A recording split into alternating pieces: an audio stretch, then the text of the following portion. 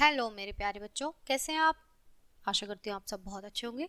बच्चों, आज आपकी हिंदी व्याकरण की क्लास 8 का चैप्टर नंबर 9 शुरू करते हैं। आपके चैप्टर का नाम है बच्चों संज्ञा के विकास, लिंग, वचन और कारक। ठीक है, संज्ञा हमारी जो संज्ञा है, संज्ञा के जो वो होते हैं, क्या होते हैं बच्चों, विकास। विकास कौन कौन से होते हैं बच्चों, लिंग, वचन और कारक। ठीक है, सबसे पहले हम लिंग पढ़ेंगे। शब्द के जिस रूप से यह जाना जाए कि उसका प्रयोग पुरुष जाति के लिए हुआ है या स्त्री जाति के लिए, उसे हम लिंग कहते हैं बच्चों। अगर हम देखेंगे कि डिफरेंस, यानी कि ये स्त्री के लिए या पुरुष जाति के लिए, तो वो उसे हम क्या कहेंगे, लिंग कहेंगे। लिंग के यहाँ पर हम भेद देखेंगे बच्चों। ठीक है, लिंग के दो भेद होते हैं, पुल्लिंग और स्त्रीलिंग। क्लियर है बच्चों।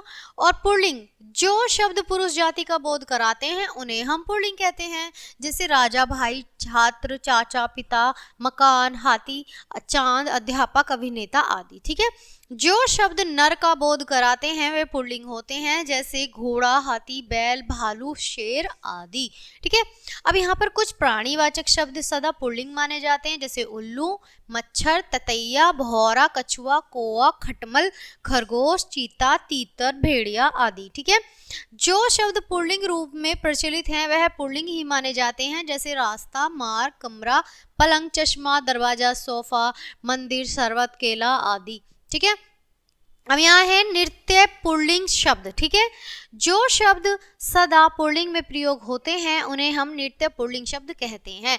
निम्नलिखित शब्दों का प्रयोग सदा पुल्लिंग में होता है, जैसे देश के नाम। अब यहाँ पर देश के नाम है, देश के नाम भारत, पाकिस्तान, नेपाल आदि। ठीक है, महाद्वीपों के नाम है यूरोप, एशिया आदि। पहाड़ों के नाम है हिमालय, विंध्याचल आदि। समुद्र के नाम है हिंद महासागर, अरब सागर आदि। दिनों के नाम है बच्चों रविवार, सोमवार, मंगलवार आदि। महीनों के नाम है फागुन, जनवरी, मार्च आदि। ठीक है, ग्रहों के नाम है सूरज, मंगल, बृहस्पति आदि। ठीक है, और यहाँ पर अपवाद, यानी कि ये हमारे पुरुष जाति में है और अपवाद में हमारा स्त्री जाति में पृथ्वी। पृथ्वी हमारी क्या है, स्त्री जाति में है। वृक्षों के नाम है बरगद, पीपल, नीम आदि। और अपवाद में जो हमारी स्त्री जाति में आ रही शीशम, गुलमोहर, इमली आदि, ये हमारी स्त्री जाति में है। फूलों के नाम है संतरा, पपीता, नीम आदि, ये पुरुष जाति में है। और अपवाद में कंकड़ी, खजूर, लीची, नाशपाती, ये हमारी स्त्री जाति में बच्चों। ठीक है, आगे देखेंगे अनाजों के नाम। चावल, धान, बाजरा, ये हमारे पुरुष जाति में आ रहे हैं, चावल, धान, बाजरा आदि। ठीक है, और यहाँ पर अपवाद में आ रहा है मूंग, मक्का, अरहर। ठीक है, अब यहाँ पर अंगों के नाम है कान, पेट, हाथ, घुटना, ये क्या है, पुरुष जाति में आ रहे हैं। अपवाद में नाक, हथेली, उंगली आदि। ठीक है, अब यहाँ है धातुओं के नाम लोहा, तांबा, सोना, पीतल आदि, ये है हमारे पुरुष जाति में। और हमारी जो चांदी है, चांदी हमारी किसमें, स्त्री जाति में। पदों के नाम राष्ट्रपति, राज्यपाल, मुख्यमंत्री आदि, ये हमारे पुरुष जाति में है। और रत्नों के नाम मोती, पुखराज, हीरा आदि, ये सब क्या है, हमारे जाति उसमें, पुरुष जाति में। कुछ भाववाचक संज्ञाएं हैं बुढ़ापा, बचपन, यौवन, आश्चर्य आदि, ये हमारे भाव हैं। स्त्रीलिंग में जो शब्द स्त्री जाति का बोध कराते हैं वे स्त्रीलिंग होते हैं, जैसे माँ, बहन, मोरनी, बत्तख, चाची, चाचा, चाची, रात, चांदनी, गाय, दुकान, छात्रा, अभिनेत्री, अध्यापिका आदि, ये हमारी क्या है, स्त्री जाति में है बच्चों। जो शब्द मादा का बोध कराते हैं वे स्त्रीलिंग होते हैं, जैसे बकरी, गाय, हथनी, कुतिया, ऊँटनी, भैंस आदि। प्राणी वाचक शब्दों में कुछ शब्द सदा स्त्रीलिंग माने जाते हैं, जैसे तितली, मकड़ी, चींटी, कोयल, गिलहरी, मछली, बत्तख, मक्खी आदि। ठीक है, जो शब्द स्त्रीलिंग रूप में प्रचलित हैं वह स्त्रीलिंग ही माने जाते हैं, जैसे सड़क, रोटी, मलाई, चिमनी, बदली, बिजली, गाड़ी, भीड़ आदि। ठीक है, अब यहाँ पर देखेंगे बच्चों हम नृत्य स्त्रीलिंग शब्द। ठीक है, जो हमारे नृत्य स्त्रीलिंग शब्द होते हैं बच्चों वो हमारे क्या होते हैं, स्त्रीलिंग में आते हैं। ठीक है, निम्नलिखित शब्दों का प्रयोग सदा स्त्रीलिंग में होता है, जैसे नदियों के नाम। अब हमारे वो नदियों के नाम है, नदियों के नाम में क्या क्या है, गंगा, यमुना, कृष्ण आदि। ठीक है, झीलों के नाम में क्या है, डल, मानसरोवर आदि। ठीक है, अब भाषाओं के नाम में क्या है बच्चों, हिंदी, अंग्रेजी, उर्दू आदि। अब बोलियों के नाम में क्या है, ब्रज भाषा, मैथिली, अवधी आदि। ठीक है, तिथियों के नाम में प्रथम, द्वितीय आदि। और खेलों के नाम में क्रिकेट, हॉकी आदि। ठीक है, गहनों के नाम में अंगूठी, चूड़ी, पायल आदि। और अपवाद में है कंगन, टीका, हार आदि। ठीक है, ये हमारी स्त्री जाति है इधर, ठीक है बच्चों। और जो हमारा अपवाद दिया जाता है वो हमेशा क्या होता है, वो हमेशा अपोजिट आ जाता है, यानी कि वो हमारा स्त्री जाति चल रहा है तो ये हमारा कुछ उसमें आ जाएगा पुरुष जाति में, जैसे कंगन, टीका, हार आदि, ठीक है। भावार्चक संज्ञाएं हमारी चढ़ाई, सुंदरता, उड़ान आदि। तो अपवाद में सौंदर्य, आकर्षण, ठीक है। अब यहाँ है इकारांत संज्ञाएं, संगति, विधि, रुचि आदि। और इंक्रांत संज्ञाएं बदली, सखी, सीढ़ी, नाली आदि। अपवाद है माली, हाथी, शिकार। और उपक्रांत संज्ञाएं हैं आयु, मृत्यु, ऋतु आदि, ठीक है। पुरुष यानी कि पुल्लिंग से स्त्रीलिंग बनाने के नियम। अब हम नियम देखेंगे बच्चों। पुल्लिंग से स्त्रीलिंग बनाने के लिए अधिकतर शब्दों में प्रत्यय जोड़े जाते हैं, जैसे आ है हमारा प्रत्यय। अब हम आ लगा के अपने जो हमारा पुल्लिंग है उसे स्त्रीलिंग कैसे बनाएंगे, जैसे छात्र, छात्र है हमारा पुल्लिंग और छात्रा, आ लग गया बच्चों, आ की मात्रा आ गई तो आ आने से हमारा जो पुल्लिंग था वो स्त्रीलिंग में परिवर्तित हो गया, ठीक है। जैसे आदरणीय, ठीक है, और यहाँ स्त्रीलिंग में आ गया आदरणीयता, ठीक है, आदरणीय। आगे देखेंगे वृद्ध, वृद्ध का होगा वृद्धा और शिष्य का होगा शिष्या, ठीक है। अब यहाँ देखेंगे बच्चों आनी जोड़कर होगा देवर, और देवर का हो जाएगा देवरानी, नौकर का हो जाएगा नौकरानी, जेठ का जेठानी, सेठ का सेठानी। इक्का जोड़कर प्रत्यय कैसे होगा, गायक का गायिका, नायक का नायिका, सेवक का सेविका, बालक का बालिका। इनको जोड़कर कैसे होगा बच्चों, माली का मालिन, और धोबी का धोबिन, पुजारी का पुजारिन, हत्यारे का हत्यारिन, ठीक है। या का होगा बच्चों बेटे का बिटिया, कुत्ते का कुतिया, बूढ़े का बुढ़िया, और बंदर का बंदरिया, ठीक है। यहाँ ई, बड़ी ई लगाकर कैसे जोड़ेंगे बच्चों हम प्रत्यय, मुर्गा का मुर्गी, दास का दासी, बकरा का बकरी, और लड़के का लड़की। नी, अब हम नी प्रत्यय जोड़कर कैसे लगाएंगे बच्चों, शेर का शेरनी, सिंह का सिंहिनी, मोर का मोरनी, हंस का हंसनी, ठीक है। मान लगाकर कैसे करेंगे, मान का मति और बान का बती करके कैसे करेंगे, श्रीमान का श्रीमती, बुद्धिमान का बुद्धिमती, गुणवान का गुणवती, और भाग्यवान का भाग्यवती, ठीक है। आइन का लगाकर गुरु का गुरु आइन, पंडित का पंडित आइन, ठीक है। बाबू का बाबू आइन, और चौबे का चौबे आइन, ठीक है। अब यहाँ पर है ता को त्री करके, यानी ता को त्री में परिवर्तित करके। नेता का नेत्री और दाता का दात्री, ठीक है। अभिनेता का अभिनेत्री और निर्माता का निर्मात्री। कुछ पुल्लिंग शब्दों के स्त्रीलिंग बिल्कुल भिन्न होते हैं, जैसे राजा का रानी, बादशाह का बेगम, बधूर का विधवा, भाई का बहन, सम्राट का सम्राज्ञी, पति का पत्नी, विद्वान का विदुषी, कवि का कवित्री। अब यहाँ देखेंगे बच्चों हम वचन, ठीक है, जिन्हें हम नंबर्स बोलते हैं, वचन, ठीक है। शब्द के जिस रूप से संज्ञा का बोध होता है उसे वचन कहते हैं। शब्द को देखकर यह पता चल जाता है कि उसका प्रयोग एक संज्ञा के लिए हुआ है या एक से अधिक संज्ञा के लिए। दोनों अवस्थाओं में हम शब्दों के अलग अलग रूपों को प्रयोग करते हैं बच्चों, ठीक है। जैसे वचन के भेद, यहाँ पर हम वचन के भेद देखेंगे। वचन के दो भेद होते हैं, एक वचन और बहुवचन बच्चों, ठीक है। एक वचन देखेंगे शब्द के जिस रूप से एक व्यक्ति का वस्तु का बोध होता है, यानी एक है एक वचन और एक से अधिक है तो बहुवचन हो जाएगा, ठीक है, उसे एक वचन कहते हैं। जैसे लड़का, बच्चा, पंखा, तितली, पुस्तक, माला आदि। और नृत्य एक वचन कैसे होंगे बच्चों, जो शब्द सदा एक वचन में प्रयोग, यानी सदा, वो कभी भी बहुवचन नहीं बन सकते, उन्हें नृत्य एक वचन कहते हैं। जैसे समय हमारा नृत्य एक वचन ही है। अब समय ज्यादा मतलब नहीं हो सकता, समय जो है नृत्य वो सदा एक ही जैसा रहेगा। सत्य, लोक, सभा, आसमान, जनता, पानी, वर्षा, सरकार, भीड़, पुलिस आदि, ठीक है। व्यक्तिवाचक, भाववाचक, समूहवाचक, द्रव्यवाचक संज्ञाएं प्राय नृत्य एक वचन होती हैं बच्चों। क्लियर है, आगे बढ़ते हैं। अब देखेंगे बहुवचन, शब्द के जिस रूप से एक से अधिक व्यक्तियों या वस्तुओं का बोध होता है उसे बहुवचन कहते हैं बच्चों। जैसे लड़के, अब मात्रा लगी हुई है बच्चों, ध्यान देना, लड़के, बच्चे, पंखे, तितलियां, पुस्तकें, मालाएं आदि।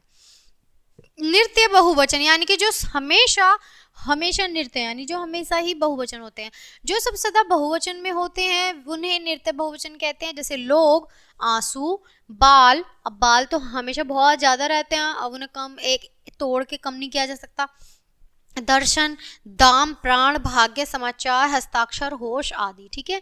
आदर प्रकट करने के लिए एक वचन को भी बहुवचन की तरह प्रयोग किया जाता है, जैसे माता जी खाना बना रही हैं, पिताजी अब दफ्तर आएंगे। एक वचन से बहुवचन बनाने के नियम। ठीक है। यहाँ पर अब कुछ नियम देखेंगे। पुल्लिंग और स्त्रीलिंग शब्दों को एक वचन से बहुवचन बनाने के अलग अलग नियम हैं। आइए इन्हें इस प्रकार देखते हैं बच्चों। ठीक है।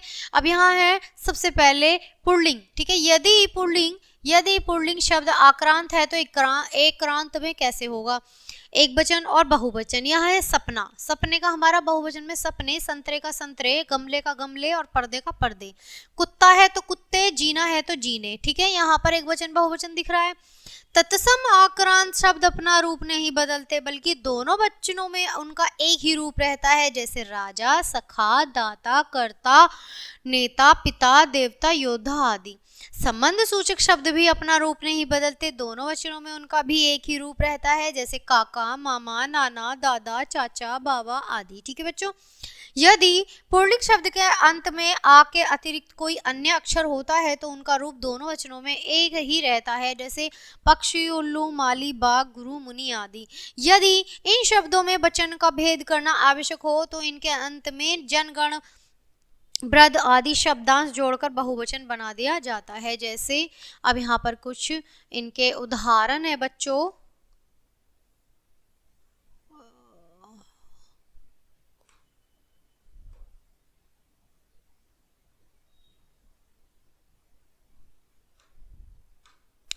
गुरु, गुरु का गुरुजन और दर्शन का दर्शनगण, मुनि का मुनिजन, पक्षी का पक्षीवृद, मित्र का मित्रगण और ऋषि का ऋषिगण। ठीक है बच्चों।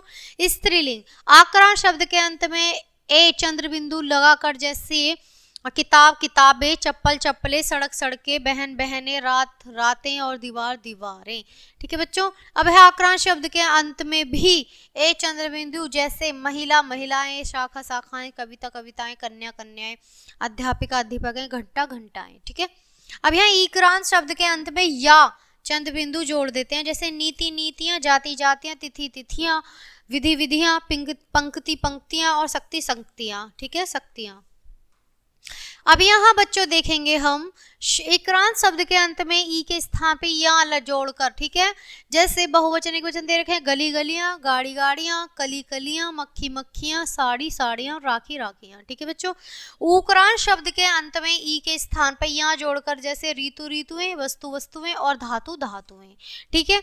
उकारांत शब्द के अंत में आए बड़े ऊ के स्थान पर उए जोड़कर करेंगे बच्चों अब हम, जैसे जू जुएं, बहु बहुएं और लू लुएं। ठीक है। यदि शब्द के अंत में या है तो उसे या कर देते हैं। अगर या है तो वहां चंद्र बिंदु लगा देते हैं बच्चों, जैसे आप देख पा रहे हैं स्क्रीन पर, यहाँ चंद्र बिंदु लगा, चिड़िया चिड़िया, बस चंद्र बिंदु लगने का फर्क आ रहा है। चूहिया और चूहिया, गुड़िया गुड़िया। ठीक है। अब देखते हैं बच्चों कारक। कारक शब्द का अर्थ है क्रिया से संबंध कराने वाला। संज्ञा या सर्वनाम का उस वाक्य की क्रिया से जो संबंध होता है उसे कारक कहते हैं। नीचे लिखे वाक्यों को पढ़िए। अशोक ने मोहन को पुस्तक दी। अशोक ने दी, मोहन को दी, क्या दी? पुस्तक दी। ठीक है। पेड़ से पत्ते गिरते हैं, पेड़ से गिरते हैं, पत्ते गिरते हैं। ठीक है। अब यहाँ है दिनेश होटल में खाना खा रहा है। दिनेश खा रहा है, होटल में खा रहा है और क्या? खाना खा रहा है। क्लियर है बच्चों। इन वाक्य में रंगीन लिखे शब्दों और सर्वनाम शब्दों को क्रिया से संबंध दिखाया जा रहा है, इन शब्दों को ही कारक कहते हैं। अब यहाँ पर जो है खाना खा रहा है और पुस्तक दी जा रही है, यही रंगीन शब्द क्या है? कारक है। कारक के चिन्ह। अब यहाँ पर चिन्ह देखेंगे। संज्ञा और सर्वनाम शब्दों क्रिया के साथ संबंध प्रकट करने के लिए प्राय कुछ शब्दों का प्रयोग किया जाता है। उन शब्दों के कारक चिन्ह कहाँ कहलाते हैं? जो शब्द कारक का क्रिया से संबंध प्रकट करते हैं उन्हें हम कारक चिन्ह कहते हैं। ठीक है। कारक चिन्ह को परसर्ग भी कहते हैं बच्चों हम। ठीक है। सभी कारकीय शब्दों के साथ कारक चिन्हों का प्रयोग नहीं होता है। कारक के जो भेद होते हैं बच्चों, होते हैं 8 प्रकार के। कर्ता कारक सबसे पहले है चिन्हने। ठीक है। अब है कर्ता का अर्थ। ठीक है। यहाँ पर अब हम कर्ता का अर्थ देखेंगे बच्चों। करने वाला। ठीक है। कर्ता का अर्थ करने वाला। जो संज्ञा सर्वनाम शब्द क्रिया को करने वाला होता है उसे कर्ता कारक कहते हैं। जैसे हिमाकर ने खाना खा लिया, तो यहाँ पर अब तुम घर चले जाओ, वह कल तक आ जाएगा। ठीक है, और हम पढ़ रहे हैं। ठीक है, ये है कर्ता का अर्थ देने वाला। याद रखिए कर्ता कारक के चिन्ह ने साथ भी आ सकता है और नहीं भी आ सकता है। ठीक है, सर्वनाम के साथ प्रयोग होने पर ने उसके साथ जुड़ जाता है, जैसे तुमने, हमने, उसने, उन्होंने, आपने, किसने, जिसने, सबने। तो ने जुड़ रहा है हर किसी के आगे। कर्ता जिस कारक की पहचान वाक्य की क्रिया में कौन लगाकर प्रश्न करते हैं तो उत्तर मिलता है, वही कर्ता कारक होता है। कर्म कारक, कारक के चिन्ह को, ठीक है, जिस शब्द पर क्रिया का प्रभाव पड़ता है उसे कर्म कारक कहते हैं। जैसे कमल ने केला खाया, जैसे कमल ने केला खाया बच्चों। ठीक है, हम उसको खोज लेंगे। मीरा ने पत्र लिखा, यह रवि को लेकर आओ। कर्म कारक का चिन्ह अभी उसके साथ आता है, कभी नहीं आता है बच्चों। ठीक है, सर्वनाम के साथ प्रयोग होने पर ने उसके साथ जुड़ जाता है, जैसे उसको, उनको, उन्हें, तुमको, तुम्हें, आपको, हमको, हमें, सबको। ठीक है, कर्म कारक की पहचान वाक्य की क्रिया में क्या या किसको लगाकर प्रश्न करते हैं, जो उत्तर मिलता है वही कर्म कारक होता है। कर्म कारक कारक चिन्ह से के द्वारा, यहाँ पर लगेगा के द्वारा, जिस साधन के द्वारा क्रिया की जाती है उसे हम कर्म कारक कहते हैं बच्चों। जैसे रमेश हवाई जहाज से गया है, सेब को चाकू से काटो, यह सूचना मोहन के द्वारा भिजवा देना, यह पैकेट डाक के द्वारा आया है। ठीक है, यहाँ पर द्वारा का प्रयोग हो रहा है बच्चों। अब आप देखेंगे यहाँ पर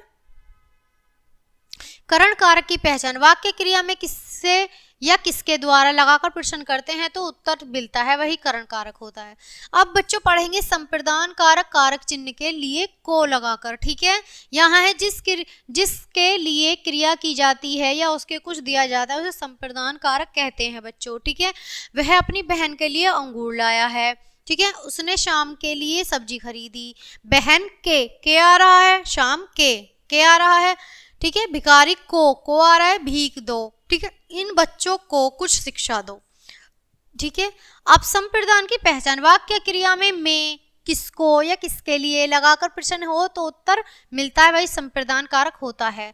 आपदान कारक चिन्ह, ठीक है, से लगाकर जिसे क्रिया का अलगाव प्रकट होता है या उसके क्रिया निकला हुआ होता है उसे आपदान कारक कहते हैं। जैसे तरुण छत से गिर पड़ा। ठीक है, मैं जन्म से इसी नगर में रह रहा हूँ, वह आगरा से अब चला है और तुम सोमवार से कहाँ थे। ठीक है, अब आपदान कारक की पहचान वाक्य की क्रिया में किससे लगाकर प्रश्न करते हैं जो उत्तर मिलता है वही आपदान कारक होता है बच्चों। अब बच्चों बात करेंगे संबंध कारक की। ठीक है, का, की, के जिसमें चिन्ह होते हैं, जो शब्द क्रिया से भिन्न शब्द के साथ संपूर्ण सूची करता है, सूचित करता है, उसे संबंध कारक कहते हैं। जैसे मोहन का भाई बीमार है, तुम्हारा भाई आज नहीं आया, सौरभ की नानी आई है, मैं उनके पास जा रहा हूँ। सर्वनाम के साथ प्रयोग होने पर का, की, के उसके साथ जुड़ जाते हैं, जैसे उसका, उसकी, उसके, उनका, उनकी, उनके, आपका, आपकी, आपके। का, की, के जब में हम और तुम के साथ जुड़ते हैं तो इनका रूप निम्नवत हो जाता है। ठीक है, मैं का, मैं जमा का तो क्या हो गया मेरा। ठीक है, मैं जमा की तो मेरी, मैं जमा के तो मेरे, हम जमा का तो हमारा, हम जमा की तो हमारी, हम जमा के तो हमारे, तुम जमा का तो तुम्हारा, तुम जमा की तो तुम्हारी, तुम जमा के तो तुम्हारे। ठीक है बच्चों, अब यहाँ पर देखें संबंध कारक की पहचान वाक्य की क्रिया में किसका, किसकी या किसके द्वारा लगाकर प्रश्न करते हैं जो उत्तर मिलता है वही संबंध कारक होता है बच्चों। अधिकरण कारक कारक चिन्ह में पर लगाएंगे, जो शब्द क्रिया के आधार स्थिति को बताता है उसे हम अधिकरण कारक कहते हैं। जैसे पक्षी आकाश में उड़ रहे हैं, बच्चे छत पर खेल रहे हैं, विकास कमरे के अंदर गया, वे कार के आगे गिर पड़े। ठीक है, अधिकरण कारक के चिन्ह में पर के अंदर और के नीचे आदि आते हैं। ठीक है बच्चों, आगे देखेंगे बच्चों अधिकरण कारक। अब इसी के साथ हम बच्चों अधिकरण कारक देखेंगे, वाक्य की क्रिया में कहाँ लगाकर प्रश्न करते हैं जो उत्तर मिलता है उसकी अधिकरण कारक होता है। अब बच्चों बात करेंगे संबंध कारक की। ठीक है, संबोधन, सॉरी संबंध नहीं, संबोधन जिसे संबोधित करते हैं। संबोधन कारक जो चिन्ह जो होता है कोई नहीं, जिस शब्द का प्रयोग किसी को पुकारने के लिए किया जाता है उसे संबोधन कारक कहते हैं। जैसे बालको उधर जाकर खेलो। ठीक है, यहाँ बालकों को संबोधन किया जा रहा है। दोस्त जरा मेरी मदद करो, यहाँ दोस्त को संबोधन किया जा रहा है। रुचि अब घर जाओ, रुचि को संबोधित किया जा रहा है। ए भाई उस लड़के को इधर बुलाओ, तो यहाँ उस एक भाई को संबोधित किया जा रहा है। संबोधन कारक का प्रयोग वाक्य के आरंभ में होता है। इसके बाद संबोधन चिन्ह या अल्प विराम लगाकर लगाया जाता है। ये चिन्ह बहुत जरूरी होते हैं, तभी हम संबोधन कारक को अच्छे से कर पाएंगे। ठीक है बच्चों, तो बच्चों ये था आपका पार्ट जो मैंने अच्छे से डिटेल करके आपको एक एक चीज को समझाया है। आई होप आपने अच्छे से समझा होगा पार्ट को। पार्ट यहीं खत्म होता है। मिलते हैं आपसे नेक्स्ट चैप्टर नेक्स्ट वीडियो के साथ। तब तक के लिए bye bye. Thanks for watching.